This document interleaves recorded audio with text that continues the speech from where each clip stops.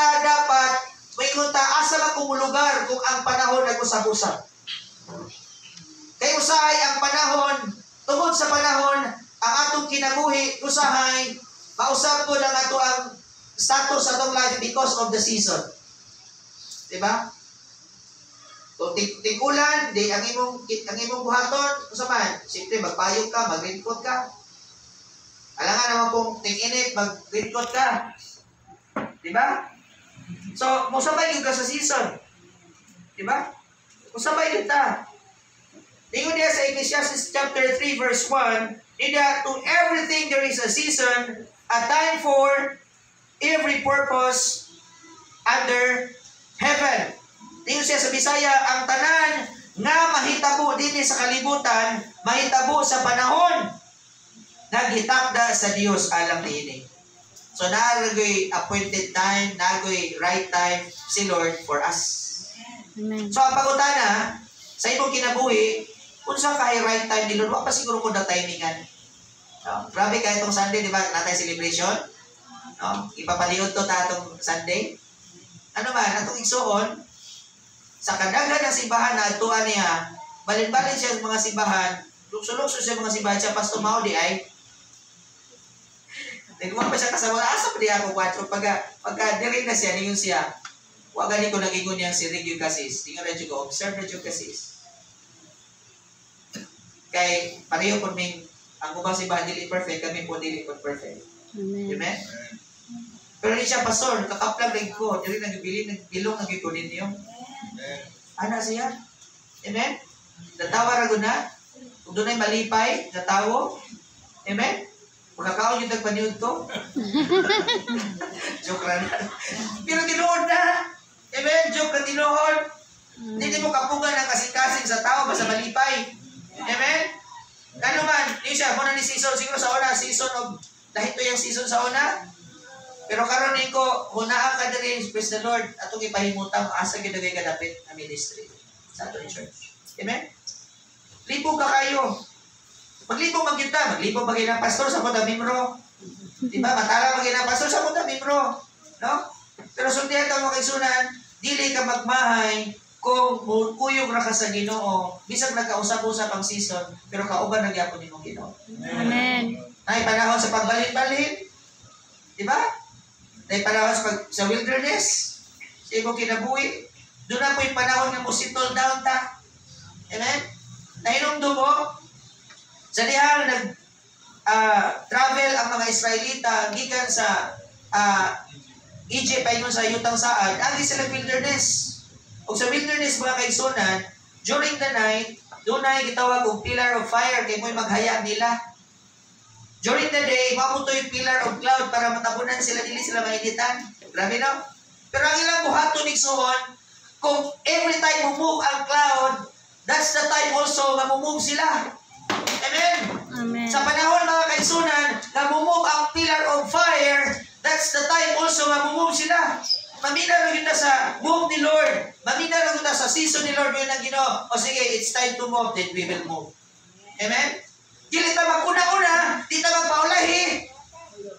Sabay yun ta sa move ni Lord. Amen? Amen. Kaya nga naman, wala kay ma-miss kung naa ka sa kuyog ka sa move ni Lord. Kuyog ka sa timing ni Lord. Amen?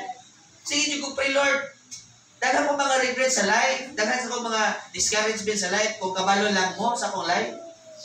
Kung makailan siguro mo na ako, kasi ma-discourage mo. Nakaira ko gilay lahat tayo. Hindi, joke lang ito, no?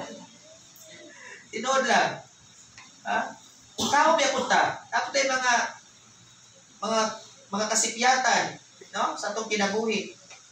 Pero ang ako na kong sikreto, mayroon ko, Lord, magkainunsa man ang season sa akong kinabuhi, I will still cling on you. Magpabilin rin ko, di mo, Lord, bahala na. Amen. Importante akong asawa, akong anak, nasa imo. Pero ni ko, Lord, kung doon na pa yung mga tao na magpabili ni mo, kuyog ni. Amen? And I believe this church, sabtang inyong pastor, nagpabilin diha sa asang move ni Lord, kaningan tibok church, kuyog ta sa move sa Ginoo. Amen. Kuyog ka. Amen? Kaya naman, pati ka maglantaw, ranyo ang pastor, na-enjoy mas pastor, ay, wala ka ni ko ba? Bye-bye. Di ba? Sako na kayo may mga Bible study dito, sako na kayo may mga visitation, na may mga ng mga buluhaton, pero ikaw wala tanong, ano dito? Layo na kayo, walay labot. And I pray nga, ang church may mong doon ay kalabutan. Amen. Kaya naman, unsay mo ni Lord, dapat mo yun nga, Pastor, kung saan naman itabo, Sir? Sorry kay, kung sa Domingo absent mo, dapat ma-feeling mo na parang sa tuig na. Di ba? Dapat ako naging ko, tinod lang, Brad, sis, gusto may dalo na ito sa Ginoo gani? Ha? During worship, siyempre magdala kang mga pagdahig, di ba? Dahil sa tayo sa offering, sa Ginoo. Yan ang pulo sa iyo. Nakipitan sa ako ni. Sa Balakya, singon siya nga, makapangawat pa rin ang tao sa Diyos. Di ba? Pero hindi nga Ginoo, makapangawat sa unsaman. Sa gani? Ikapulo, o mga halad. Managingon, pero dili naman itong topic. Di-share ako na. Pero man ang principle ba, na ako i-share ng gabi. Di ko nga, tinoon na, kung nagtuo ka na, may karon, o sige, Domingo, dili sa kamusimba. So, ang imong tayo sige, nung hatag atong Domingo, ano mo nahatag? Sabi ka, ako ng doble yun yung Domingo. Butang na to, pag abot sa sunod Domingo, imong gidoble hatag, imong ang offering, kung imong tayo, sige, kakahatag atong yan Domingo. So, nakahatag doon kasi imong tayo, sa imong offering. Pero ang pangutay na katong giutang ni mong Domingo. Babayaran ni mo? Dili. Dili. Di ba? Hindi mo mabayaran, hindi mo mabalik tong Domingo ka nang absent ka. Hindi ako ngayon ba? We're not talking about banning here. Wala tayo na. Ano man? Wala ko unang after si kwarta. Honest, heart to heart lang. Akong gi-after ni mong kalaga na makasabot kasi mong relasyon sa Ginoo ba? It's not about banning. Pwede rin mo ka musiba, walay kwarta. Amen. No? Pero kung kayo itong nakakay, panday ice cream ka, was pagkaon ka, mapalit ka. Diba? Kaya mga anak sa Diyos, imposible ko na may mga kwarta. Eh, may galing mga nahungaw. Pero lagi ko na sa Ginoo ng mga nahungaw. Amen? Urik juga, Brad. Ay, yung walay kwarta. May gunang nagtay ko at ang gamay. Kato ka yung bintana, nilula dito sa akong Bible study. Ika na yung dili maana, dili maapre. Kinali si piso. Silyo. Ay, piso ang bintana, dili Oh, maapre. nga, piso. May bintana na may piso. Hallelujah. So, balitan. Surrender to God's timing. Amen. Ano bang maniming ka, Lord? Kung sabi, imong timing, Lord, yan ang gusto ko makisabay sa imong timing, Lord. Di ko gusto mauna, di ko gusto maulahi. Kaya ganahan ako, insakto yun. Kanang tumpak yun. Amen? Amen. Never yun na si Lord na narong timing siya. Natin ito mga time nga, natin expectation niya, ihatag sa Ginoo. Pili the Lord. Right timing yung ka, Lord. Kano sama ng Ginoo na narong timing. O dili ka, kung sipyat ka ni, ang timing ni Lord, ang imong timing, dili magkatakdo, kisay sipyat, imo ng sipyat. walay labot ang Ginoo na. Amen? Amen. So surrender to God's timing. Hallelujah. God's timing is not always our timing, but it is always perfect. Amen? Amen. Usahay dili matakdo imong timing ug timing sa Ginoo, pero ang sa Ginoo pagyapon may perpekto nga timing. Para usahay sa atong pagdalik-dalik, magkabikos-bikos iko kinabuhi matod pas Bisayang English. Ha? Kana ba gadali-dali ka kay hadlok pa mo utdan, di ba? Dali-dali uyab, dali-dali, di ba alam ya? Urik ninyo. Dati mga kaisunan, ano na gisabot sila kay ano naman, di ba? Pero doon lang na, di ba? Tubig Cebu. Na sila mga away-away daw sa anak. Nako na yung away nila, moingon sila nga, sorry ka video, may pagwa ko ni video ni mo. Kasabot mo. I-invite pag gani ni ninyo kay ubahan ko nako pag gani mo gasto niya, away-away mo. Diba? So, importante ka nang maka-timing yung timing ni Lord. Amen. Para imong ma-enjoy ang imong kinabuhi. So, trust God even when life feels slow, Amen. delayed, or confusing. Masa dito? Amen. Saling ragyan ko kas Ginoo. Amen? Amen. Bisag imong pamilya, murag wa man, ikatuli na akong kinabuhi. Sige lang. Ay ra kong patuloy ng kusog. Kay basig ang imo diya 100 na lang 100cc ra na. Kaya makipagsabayan ka sa mga ladies Di ka kapas yun. Wala trahe na hinera sa. Kung hinay pa galing makina, di according to your kwan lang. Wala lang. Time will come kung i-upgrade ka ni Lord, kung i-bless ka ni Lord, di okay lang. Amen. Amen? Pakusog-kusog yung gamay. Amen? Amen. Wala ta sa timing ni Lord.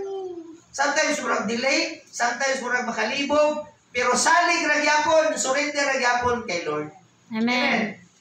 Hallelujah. Number 2, embrace the process.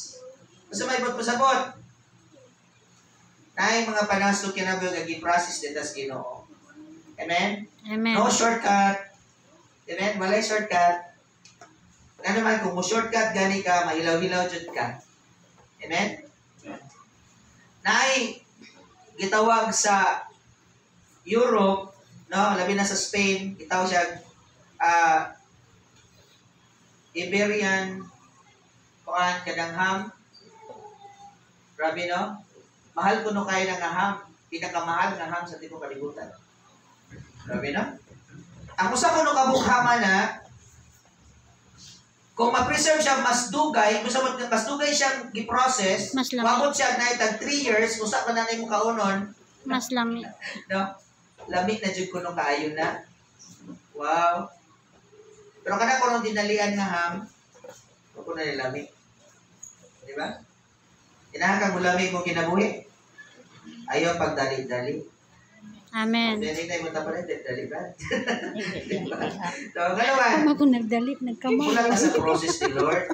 Amen? Kapas na yun. Process pa ta ni Lord. Kanang ikong amigo diha, napanay mga bisyo-bisyo diha, ayong patya. Amen? Amen. Ano yung mga bisyo sa ito? Unang rabitaw na, kanang naana yung TV. Kanang mga palahubog. Ano? Wala. Simpa na. Unang rabitaw na kanang May TV. maghilo na. Honestly. Hipa Diba? ba? Hipa mo ko ng pag-ilo. Wag ko sugwas Ginoo para usbo lang imong batasan, imong ginabuhi. Ina ra ko Ginoo muwali ra siya pulo. Because ang mo change nimo it's the word of God. Amen. Dili ako. Kasi kung pamantay nimo, nya ako masawa sige kung pamantay nako. Diba? Bantay-bantay. Salamat sa akong asawa kay kami ra man dito. No? Diba? Natin mga weaknesses. Amen. Trust the process. Dili madali-dali. Akan na ba ang pasto? Kabalo ko natin mga butas ng kinabuhi nga i-process pa ta ni Lord. Dapat siguro kay mga habits diya nga murag ganahan na kang buhian pero nga dili mabuhian. Asa ka di ay. May nagugo sa ating dito sa process ni Lord. Amen. Ano man? Saan na be? According to Romans chapter 8 verse Apil 28. ka na? Tingnan dira. And we know that in all things Wow. God works for the good of those who love Him. Amen?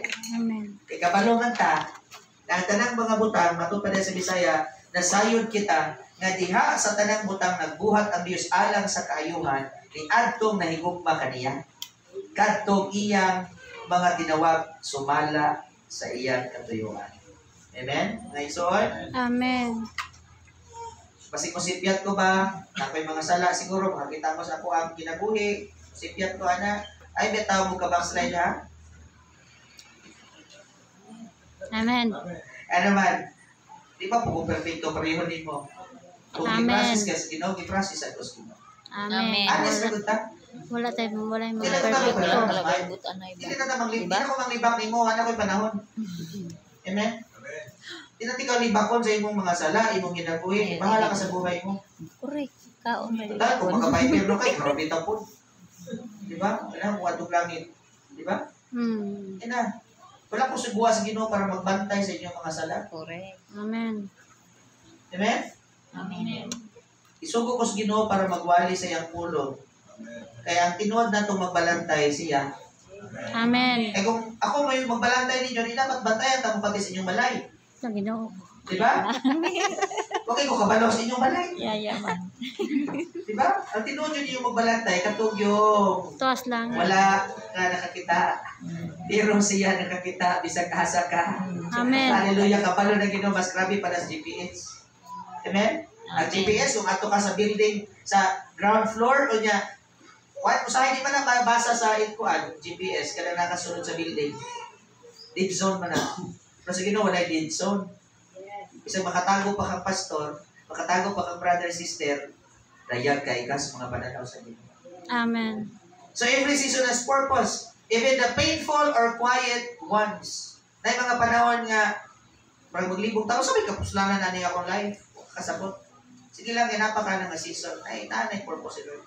Ipahinog kas Ginoo. Kaya dili ganahan ng Ginoo gilaw-ilaw. Sabi na ko kaon, anong saging nga ikalburo, balik hinugal ang taon sa gawas. Pero inikanan ako sa punga, may ilham na ko ay kalburo ni. Inog siya gitsura, pero inikanan ni mo sa punga, dili halos balik ang punga. Hindi ko kanig ikalburo gini. Pero katong tinol niya hinog, inikanan mo, kahumuka naon. Kaon mo, dami kayo, tapis kayo.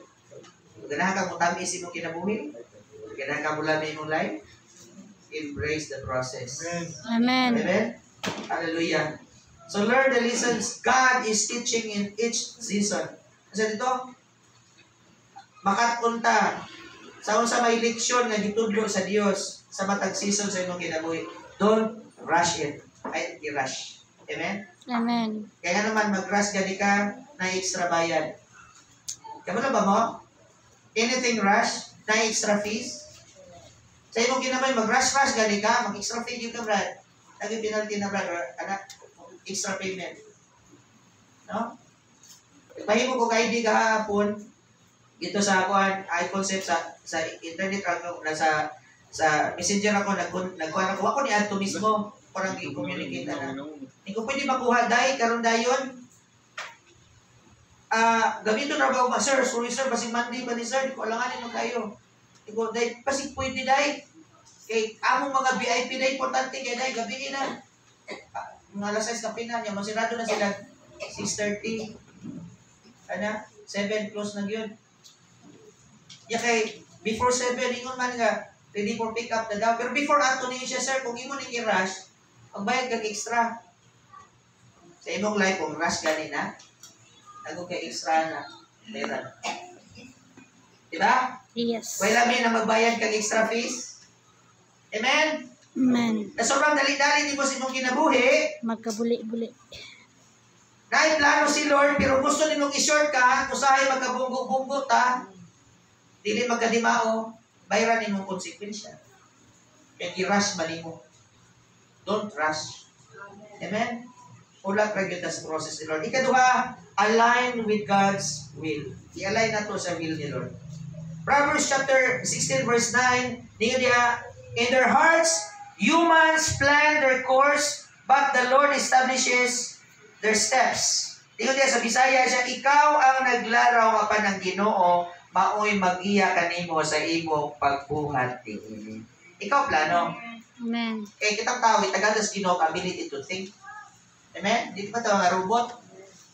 Ganyan buntag, nakadungog ko sa radyo, napay radyo din, no? Sa radyo sa among silingan, no? Ana siya nga, ang pinaka-advanced and pinaka-sophisticated daw na computer in the whole, known to men in the whole world is not kuan sa diha, no? But it's the human brain. Wow! Grabe no, human brain din, no? Ay kanang AI, tao ra mapoy gahimo ana, so mas bright ko anang tao kay tao may gahimo anang AI. No? Kung type ka sa AI, kopyahan mo na ako, makapili. Kopya na, isang imong tingog, dahil siya pwede himuon. Pero mas bright paghihapon ng tao. Pero mo na, bisag kung saan mo ka bright, bisag kung sa kanito ang imong plano, tungkol kay maayo kang ulo, tungkol kay bright ka, kung sa'yo giingon dire, ang Ginoo pagyapon may magiyan nimo sa pagbuhat ana. Amen. Kinahanglan gyapon nimong Ginoo bisag sa kakabray. Amen. Kanang dire sa atong church, bisa pag unsa ka kabray, hallelujah. This is not about your profession. Dapat na nato, this is about servanthood. Paupsanay ta diri. Amen. Amen. Paupsanay ta diri. Hallelujah. Unsa gani ang ato ang kinabuhis Ginoo? Pag-serve yun. Ngayon na po lang, if you want to be great, no? You must be the servant of all. Dapat servant ka sa tanan. Amen? Kung ganahan mo mahimong leader, pamilihig. Di ba? If you want to be a leader, huwag map, salong. Kaya mo na nakita ni Lord, right? Promote as Ginoo ng nag-map. Tingala ra ka pila ka adlaw, nauna na, ikaw na siya na yung pastor, mo. Di ba? Ano mga simple things. Bisa sa church, nag-serve, no? Nag-usher, nag-usan niya. Tingala ka, mananimuwali dili kayo muna i-promote ni Lord because ang Ginoo iyang i-promote ang mga humble. Yan po lang sa Ginoo, God opposes the proud but gives grace to the humble. Ito mapainom sana mo ito'y tagaan sa Ginoo mga ang nga sila i-level up ni Lord sila Ginoo.